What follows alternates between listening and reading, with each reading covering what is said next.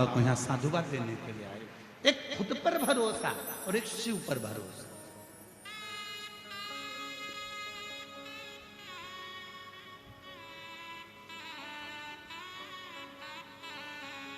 आप अपने आप पर कितना भरोसा करते हैं? हमें हमारे महादेव पर इतना भरोसा है, इसलिए हम अपनी व्यासपीठ से कह देते हैं कि यहां कथा सुन रहे हो, यह कथा 10 तारीख को विराम होगी और हमारा विश्वास कहता है अगर दिल से सुनी है, इस पवित्र कथा के पंडाल में बैठकर वहां की मिट्टी को तुमने आरती के बाद अपने हृदय से लगाकर जो मांगा है, दिल से प्रार्थना करी है, तो 14 से 20 नवंबर की जो देवघर में कथा होगी उसमें आपका भी पत्र जरूर मिलेगा, ये विश्वास के साथ।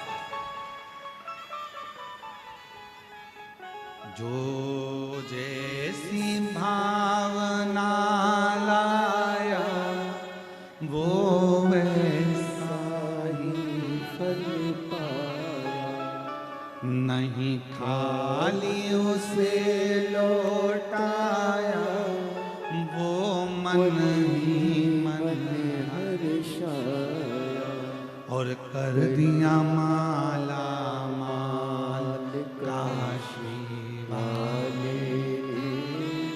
लुटा दिया भंडार काशी वाले, कर दिया माला माल काशी वाले,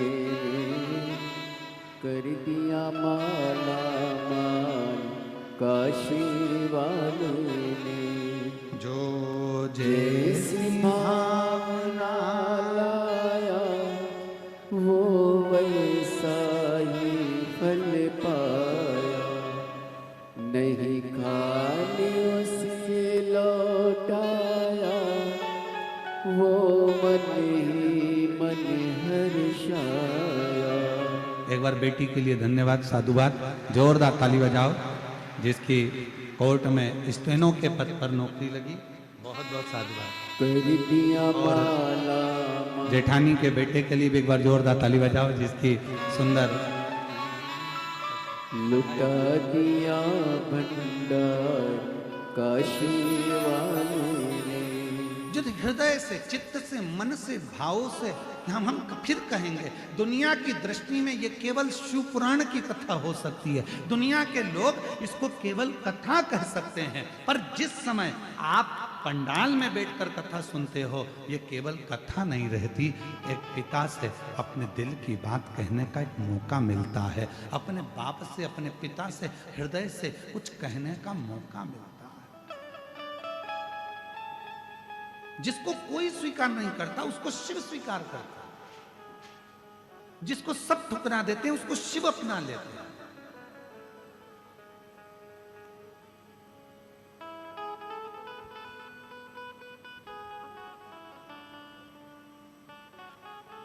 जिसको सबने ठुकरा दिया उसको शिव ने अपना लिया।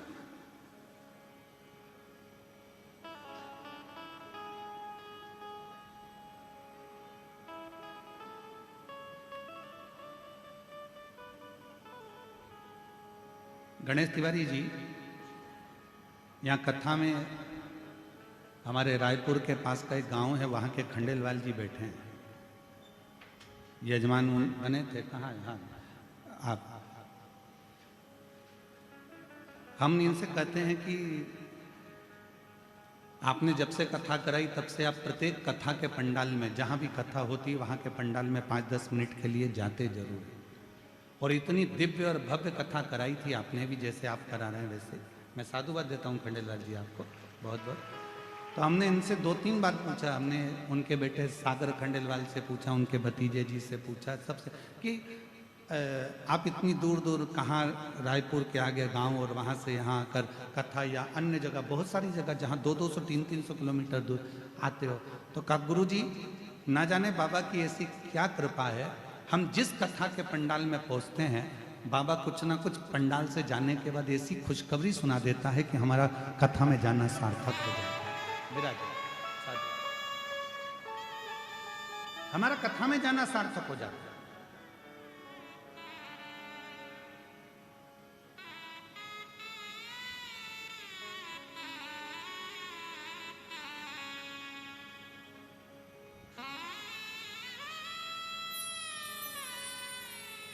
शिव कब क्या कहां देंगे ये उनके ऊपर है।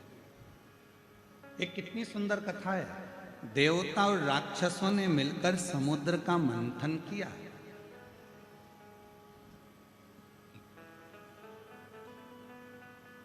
समुद्र का मंथन किया। वासुकी नाग की नेति बनाई, मंदराचल पर्वत का, सुमेरु पर्वत का रई बनाई। बोलो सुनी है कि नहीं कथा? अरे बोलो तो जम के सुनिए ना।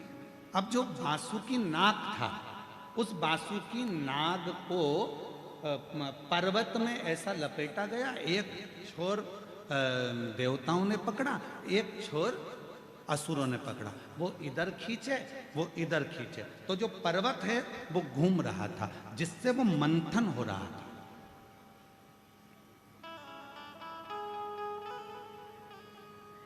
अब पर्वत को घुमाया जा रहा है तो पर्वत का कुछ बिगड़ेगा क्या? जम के बोलो जरा। अरे बोलो तो। बिगड़ेगा किसका? जो देवता खींच रहे हैं उनका कुछ बिगड़ेगा? जो असुर खींच रहे हैं उनका कुछ बिगड़ेगा? नहीं। बिगड़ेगा किसका? एक तरफ सांप का मुख पकड़ा है वासुकी नाग का, दूसरी तरफ वासुकी नाग की पूंछ पकड़ी है और खींचा जा रहा है। सबसे ज्यादा कष्ट किसको हो रहा होगा? पर्वत को, देवता को, असुर को कि नाग को? बोलो बोलो बोलो। नाग को। सर्प को सबसे ज्यादा तकलीफ हो रही होगी। और बाद में हुआ क्या? जब अमृत निकला, देवता लेकर चले गए, असुर लेकर चले गए, और जो पर्वत था वो भी अपनी जगह पर चले गया। पर सबसे ज्यादा जिसको तकलीफ थी, घिस घिस के वो सांप की हालत खराब हो गई थी। वासुकी नाग के शरीर से रक्त टपक रहा था। वो वासुकी नाग पूरा छरछर हो गया था, एक कोने में पड़ा हुआ था, कोई देख नहीं रहा था, सब अमृत पीने में लगे थे।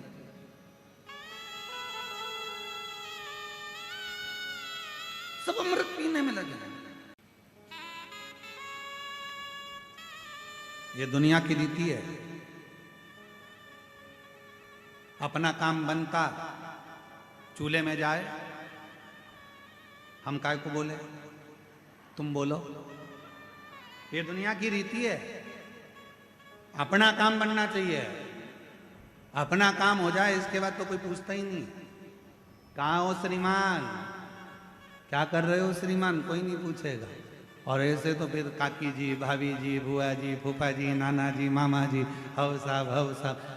तुम ध्यान देना, पूरी शादी में बरमाला होती है तब पंडित जी को नहीं ढूंढा जाता। जब पूरी शादी में सब काम होता है, भोजन करते समय भी पंडित जी को नहीं ढूंढते। पंडित जी की जरूरत कब पड़ती है? जब सब काम हो जाता है, उसके बाद रात्रि को दूल्हा दुल्हन बेटे तो के पंडित कहाँ है, जरा ढूंढ के लाओ। अब मालूम पड़े पंडित जी को कोई ने ना खाने की पूछी, ना पानी की पूछी, ना किसी चीज की पूछी, और ब्याह के लिए अब पंडित जी को ढूंढ रहे, टार्च जला जला के ढूंढ रहे। कहाँ है पंडित जी? देखेगा पंडित जी, देखेगा पंडित, बहुत सो रहा है। पंडित जी को, पंडित जी उठो उठो, प्रणाम साहब प्रणाम, चलो मैं चाय लाऊं तुम्हारे लिए। पंडित जी बोले इतनी देर से तो किसी ने नहीं पूछा। शादी कराना है ना, ब्याह में फेरे डलवाना है। पंडित जी चाय पी लो। पंडित जी को चाय पिलाई, मुंह धो लो। पंडित जी थोड़ा चेहरा धो लो, पानी मिला दूं क्योंकि नींद नहीं आएगी। पंडित जी मैं तुम्हारा बैग उठा लूं, और ले जाकर शादी के मंडप में बिठा दिया। शादी के समय पर जब काम निकल गया, अब विचार करा पंडित जी को घर छोड़ने कौन जाएगा? तो दूल्हे का लड़का के मेरे पास टाइम नहीं, मैं थक चुका हूँ। वो के मैं थक गया, वो के मैं थक गया। पंडित जी बोले भैया तुम एक काम करो, ऑटो बुला दो, मैं मेरे घर चले जाऊंगा। ये दुनिया की रीत है। काम पड़ने पर आपको याद किया जाता है, वक्त पड़ने पर आपको पूछा जाता है, वक्त पड़ने पर आपको खींचा जाता है। वक्त निकलते से ही दुनिया के लोग ठोकर मार देते हैं, लात मार देते हैं, आपको धक्का दे देते हैं। ये दुनिया की रीति है। आज से नहीं, पुराने समय से, जब देवताओं ने और असुरों ने पर्वत को घुमाया, मंथन करा, अमृत निकल गया, असुर ले गए, देवता ले गए, पर्वत अपनी जगह पर चले गया, और वो वासुकी नाग एक कोने में पड़ा हुआ था, आंख से आंसू बह रहा था। ना उसको अमृत मिला, ना कुछ प्राप्त हुआ, केवल उसने देवहित में कार्य करा, और देवहित में कार्य करने के बाद कोने में पड़ा था। तब भगवान देव अधिदेव महादेव माँ पार्वती के साथ निकल कर जा रहे थे। पार्वती जी की दृष्टि वासुकी नाग पर पड़ गई। वासुकी नाग को माता ने देखकर कहा, प्रभु ये वासुकी, ये वो सर्प जिसने मंथन में अपना पूरा शरीर बेकार कर लिया, पूरा शरीर।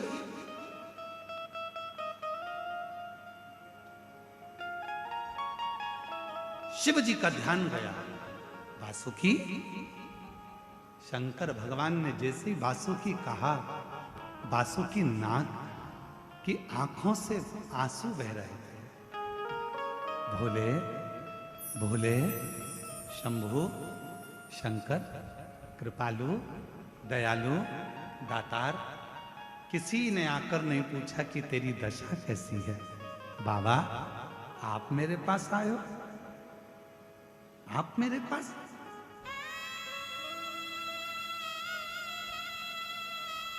शिव जी ने कहा, क्यों चिंता करता है, सारे देवता अमृत पी रहे हैं, तेरे लिए लेकर आऊं। वासुकी नाग कहते हैं, किसी ने चिंता नहीं करी तो अमृत पीकर करूंगा भी क्या, क्या करूंगा अमृत पीकर।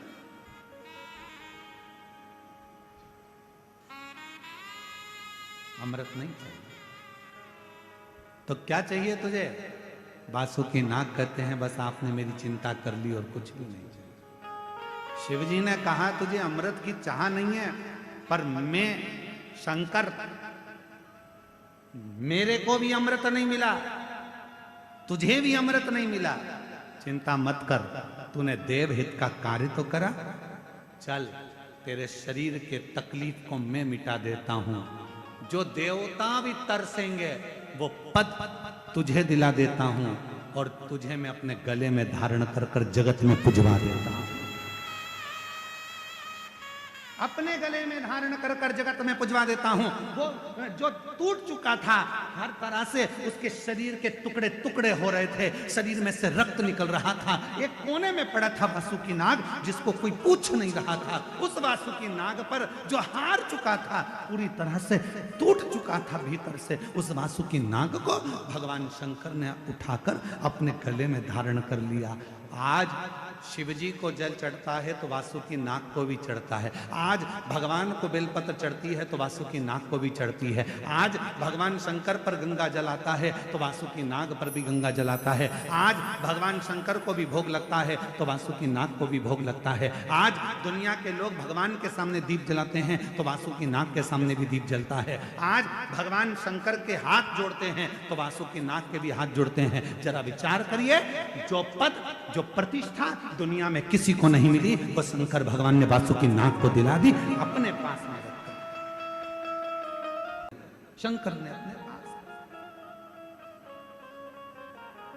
मेरी जीजियों, मेरे जीजाओं, मेरी बेटियों, मेरे बेटाओं, मेरे बुजुर्ग माता पिता, एक बात का ध्यान रखना। दुनिया आपसे कह दे कि तुम बेकार हो, तुम ये नहीं कर सकते, तुम सफल नहीं हो सकते, तुम एजुकेशन नहीं कर सकते, तुम इंजीनियर नहीं बन सकते, तुम डॉक्टर नहीं बन सकते, तुम कलेक्टर नहीं बन सकते, तुम IAS ऑफिसर नहीं बन सकते। दुनिया कह दे कि तुम नहीं बन सकते, पर तुम्हारे अंदर वो बल है। तुमने अगर रात दिन पढ़ाई करी है, अच्छा एजुकेशन प्राप्त करा है और अच्छी विद्या प्राप्त करी है, तो तुम्हें कोई नहीं रोक सकता, तुम आगे बढ़कर ही रहो, बढ़कर ही रहो।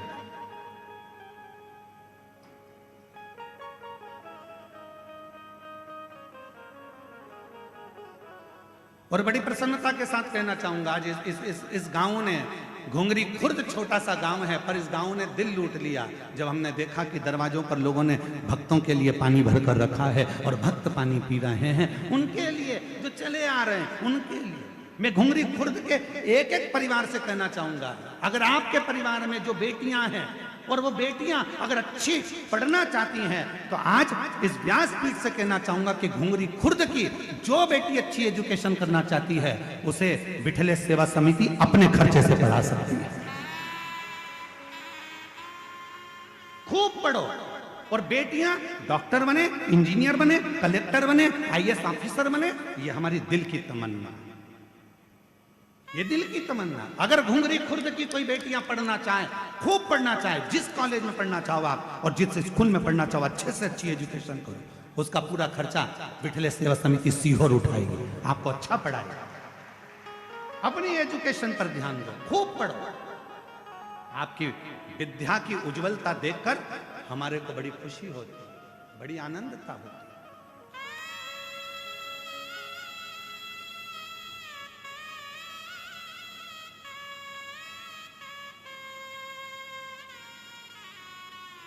ये छत्तीसगढ़ महतारी की गोद में जो आप जन्मे हो कोई साधारण नहीं हो। इसमें से कुछ अच्छा करो, कुछ अच्छा।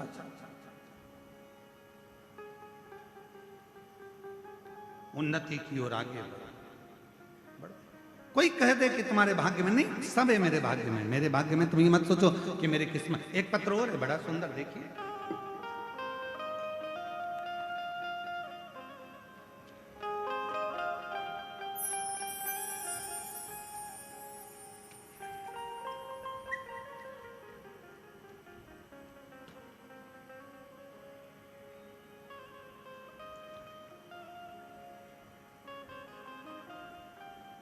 मेरा नाम ममता देवांगन है, मैं मुंगेली से आई हूं। कहीं बैठी हो ममता देवांगन, मुंगेली से। अगर कहीं बैठी हो तो हाथ हिला सकती हैं,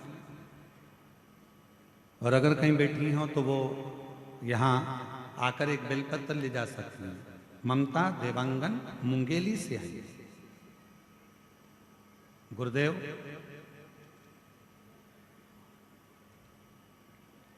मेरे बेटे की नौकरी नहीं लग रही थी, वो हिम्मत हार चुका था। सब उसको ताना देते थे कि तू फालतू का काम कर रहा है, तू सरकारी नौकरी तेरे को नहीं लग सकती। गुरुदेव, मैंने अपने बेटे से कहा कि तू चिंता मत कर, शिव जी के मंदिर जाया कर, झाड़ू लगाया कर, पोछा लगाया कर, मंदिर में जल चढ़ाया कर और खूब मेहनत कर, रात दिन पढ़। गुरुदेव, पंडाल में बैठकर शिव महापुराण की कथा सुनी और मेरे बाबा ने छप्पर फाड़ कर दिया। मेरे बेटे ने 4 साल में 4 नौकरी के लिए अप्लाई करा और 5वीं नौकरी के लिए भी अप्लाई करा। शिव की कृपा किसको कहते हैं? बाबा की कृपा से मेरे बेटे की 5 नौकरियों के लिए जो एग्जाम दिया था वो 5 का रिजल्ट एक साथ आ गया। 5 सरकारी नौकरी का रिजल्ट एक साथ आया और बाबा की ऐसी कृपा हुई कि 5 नौकरियां जोरदार थी। पर आज अब मेरा बेटा 5वें नंबर की नौकरी कर रहा है। मेरा बेटा कवर्धा में उद्योग विभाग में एडीआई के पद पर नियुक्त हो चुका है। मैं बाबा को यहाँ प्रणाम। ऐसे दयालु नाथ से रिश्ता बनाइए, ऐसे दयालु नाथ से रिश्ता बनाए।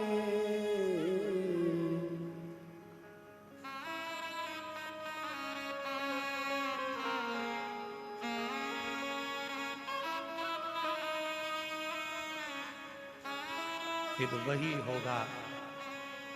ऐसे दयालु नाथ से रिश्ता बनाइए, ऐसे दयालु नाथ से रिश्ता बनाइए। होगा रहेगा आपको जो कुछ भी चाहिए, मिलता रहेगा आपको जो कुछ भी चाहिए। ऐसा होगा जो हुआ कभी नहीं, ऐसा करिश्मा होगा जो हुआ कभी नहीं। मांगा है भोलेनाथ से वरदान एक ही, मांगा है भोलेनाथ से वरदान, एक ही। मांगा है भोलेनाथ से वरदान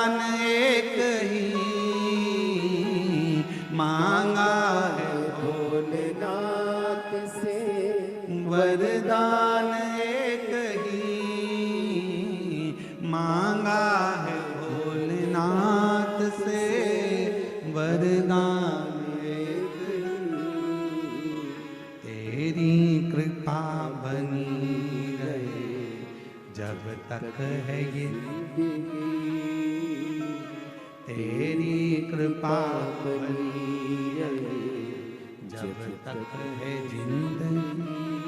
हे बाबा, हे करुणा सागर, हे दया सागर, हे दयालु, हे कृपालु, हे करुणा सागर, तू कृपा करने वाला, तू दया करने वाला, ऐसी कृपा कर मेरी जिंदगी में सफलता हाथ लगे।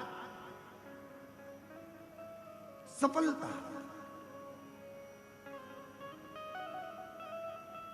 थोड़ी समझदारी अपने को भी चाहिए। एक लूटने वाला कितना समझदार होता है, साइबर क्राइम करने वाले कितने समझदार होते हैं, जरा देखिए। मोबाइल पर आपको फोन करते हैं, मैसेज करते हैं, आपसे आपका आधार कार्ड मांग लेते हैं, आपसे आपकी ओटीपी मांग लेते हैं, आपसे आपका बैंक का खाता मांग लेते हैं। कितना घुमाते होंगे वो साइबर क्राइम वाले। कई कई जगह तो फोन लगा करके देते हैं, तुम्हारा बेटा ने ये गलत काम किया है और वो थाने में बैठा हुआ है, आप इतना पैसा डाल दीजिए, आपके बेटे को छोड़ दिया जाएगा। कितना क्राइम कर रहे हैं आज के समय में। छत्तीसगढ़ पुलिस हर चौराहे पर, हर जगह पर जा जाकर साइबर क्राइम के प्रति लोगों को जागरूक कर रही है, तो भी दुनिया के लोग सो रहे हैं। वो अपनी चतुरता दिखा रहे हैं। तुम्हारे पास में मैसेज कर देते हैं, ओटीपी मांग लेते हैं, नंबर दे देते हो तुम, और बाद में पूरा बैंक खाली हो जाता है, तुम्हारा अकाउंट खाली हो जाता है। निवेदन है, थोड़ा अपने आप को जागरूक करिए।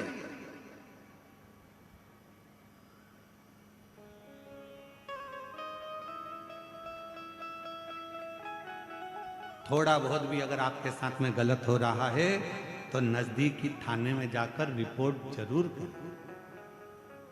थोड़ा सा अगर गलत हो रहा है तो उसको लिए आपको जागरूक होना पड़ेगा, स्वयं को जागरूक।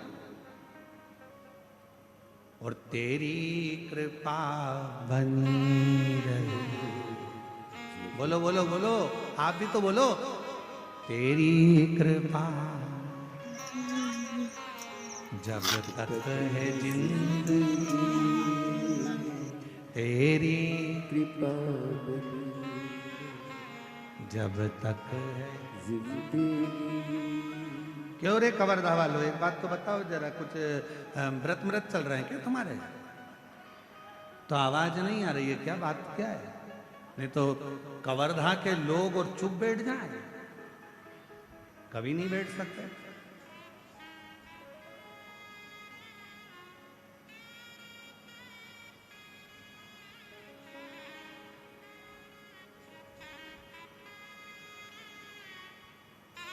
अभी कल की बात है, हम लोग जा रहे थे, आशीष जी हमको लेकर जा रहे थे गाड़ी से, और चौराहे के पास में थोड़ा आगे जाके एक माँ अपने छोरा को खूब दोच रही थी।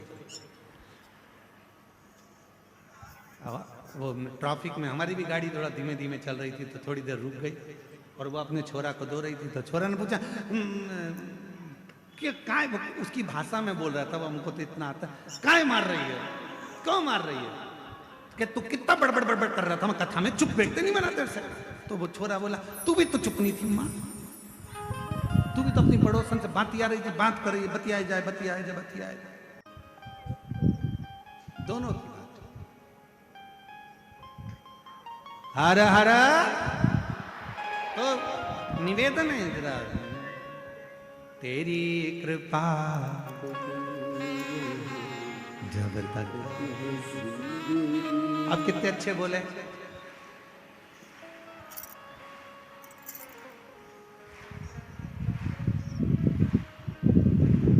मांगा है भोलेनाथ से वरदान एक ही मांगा,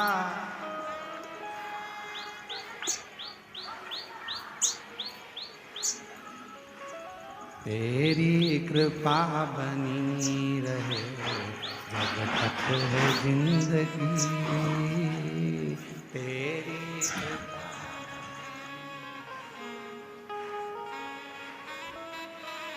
बहुत बढ़िया। नजर उतरवा लेना घर जाके। आओ, बहुत सुंदर है। बोल बम का नारा है,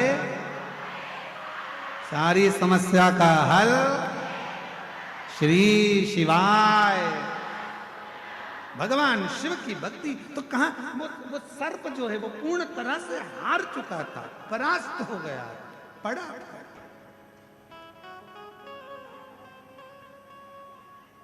शिव उसको संभाले, भगवान शंकर ने उसको साथ दिया। शिव ने अपना बना लिया शंकर को। और फिर निवेदन करूं मेरी जीजियों, कभी हिम्मत न हारिए। मेरे जीजाओं, मेरी बेटियों, बेटाओं, मेरी माताओं, मेरे भाई, मेरी बहनों, कभी हिम्मत मत हारिए, कभी हिम्मत मत हारिए।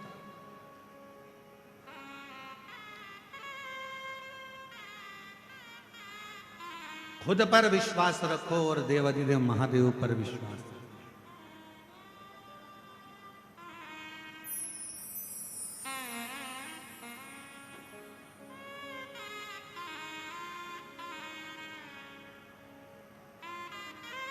कितना समझाया